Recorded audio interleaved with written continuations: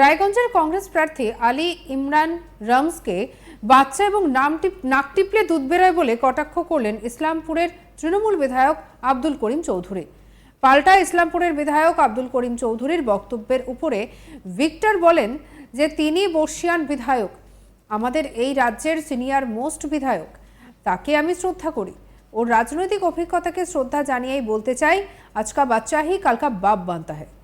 সারা রাজ্যের পাশাপাশি রায়গঞ্জ লোকসভা আসনেও নির্বাচনী লড়াইতে নেমে পড়েছে রাজনৈতিক দলগুলো। বিশেষ করে তৃণমূল, বিজেপি ও কংগ্রেস প্রার্থীরা ইতিমধ্যেই জোর কদমে প্রচারে নেমেছে। নির্বাচনের দিন যত এগিয়ে আসছে ততই বাড়ছে রাজনৈতিক উত্তাপ। আর এরই মাঝে কংগ্রেস প্রার্থী আলী ইমরান রমজ বাচ্চা এবং নাক টিপলে দুধ বেরোয় বলে কটাক্ষ করলেন ইসলামপুরের তৃণমূল বিধায়ক আব্দুল করিম চৌধুরী। পাল্টা রায়গঞ্জ শহরে একটি দলীয় কর্মসভায় যোগ দিয়ে আলী ইমরানের জবাব, আজকা বাচ্চা হি কালকা বাপ বানতা হ্যায়। শুক্রবার 29শে মার্চ সাংবাদিকদের মুখোমুখি হয়ে ইসলামপুরের তৃণমূল বিধায়ক আব্দুল করিম চৌধুরী কংগ্রেস প্রার্থী আলী ইমরান রমজকে এই কথা বলেই কটাক্ষ করেন। কি বলেছেন শুনবো। ওটা ছেড়ে দেখো, আমি কোথাও বলে যাই না, বাচ্চা আছে না, এখনো নাক টিপলে ও মুখ থেকে দুধ বেরোবে। এই জন্য এইগুলো কথা, ওদের কথা আমি কোনো উত্তর দেবো না। এরা বাচ্চা, আপনার নাক টিপলে এখনো দুধ বেরোবে। ওই ভিক্টর যে কথা বলি তুমি, ভিক্টররা এরা তো ছেলে মানুষ না, এদের আমি কি বলবো, আমি কিছু বলতে না। আমি সেদিন বলছিলাম এই বাচ্চাদের, এখন অত বড় দায়িত্ব নিতে চলেছে ও দিল্লির, এটা কেমন করে দিল্লির কাজে নামছে।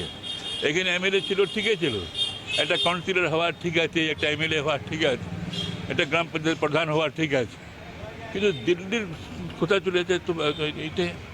এত তোমরা ভারত একটা দেশ, একটা সংগঠন চালাতে হবে।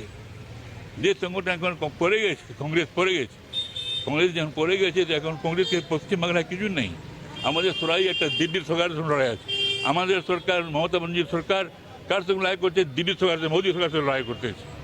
সেই মমতা ব্যানার্জির সরকারের যারা সঙ্গে আছে তারাই তো মেইন লোক লড়াই করবে। এরা যেখানে কংগ্রেসের অস্তিত্ব নেই, সিপিএমের অস্তিত্ব নেই পশ্চিমবাংলায়, সেগুলো লোক লড়াই করবে কি ওরা? বলছি কবে থেকে প্রচারে যাচ্ছেন তাহলে? বহুত তাড়াতাড়ি চলে যাবো, একদম এই 2 তারিখ নজন ফাইলিং আছে, তারপর 3-4 থেকে একদম ওয়াও ওয়াও ওয়াও করে ঘুরে বেড়াবো। মানুষ আমাদের খালি কোলার মাঝে বসে আছে, মানুষ কোলার মাঝে বসে আছে। এদিকে এদিনই রায়গঞ্জ শহরে দলীয় কর্মী সভার আয়োজন করা হয় কংগ্রেসের পক্ষ থেকে। সেখানে যোগ দেন দলীয় প্রার্থী আলী ইমরান রমজ।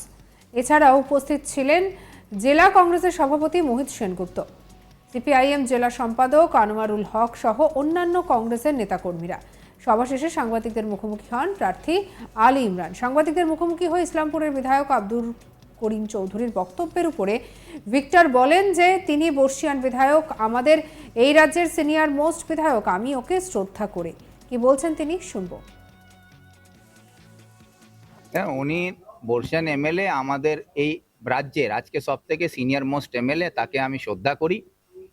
রাজনীতিগতভাবে ওনার অভিজ্ঞতা আছে, সেটাকে শ্রদ্ধা জানিয়ে আমি বলছি যে ওনাকে বা যে এই কথা নিয়ে যারা রসিকতা করছে তাদেরকে আমি বলতে চাই যে আজকা বাচ্চা হি কালকা বাপ বানতা হ্যায়। উনি বর্ষিয়ান এমএলএ, আমাদের এই রাজ্যের আজকে সব থেকে সিনিয়র মোস্ট এমএলএ, তাকে আমি শ্রদ্ধা করি।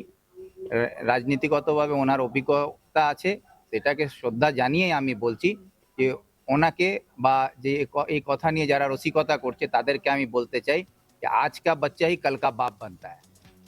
আর এই সবকিছু নিয়ে স্বাভাবিকভাবেই একেবারে রাজনৈতিক পরিসর একেবারে সরগরম হয়েছে। এদিকে সামনে ভোটের আগে চলছে এভাবে রাজনৈতিক পরিসরে সরগরম হওয়া পরিস্থিতি। আর এদিকে এই বিষয়ের মধ্যে কি বলছেন তৃণমূল বিধায়ক আব্দুল করিম চৌধুরী শুনবো। ওটা ছেড়ে দেখো, আমি কোথাও বলে যাই না, বাচ্চা আছে না, এখনো নাক টিপলে ও মুখ থেকে দুধ বেরোবে। এই জন্য এইগুলো কথা, ওদের কথা আমি কোনো উত্তর দেবো না।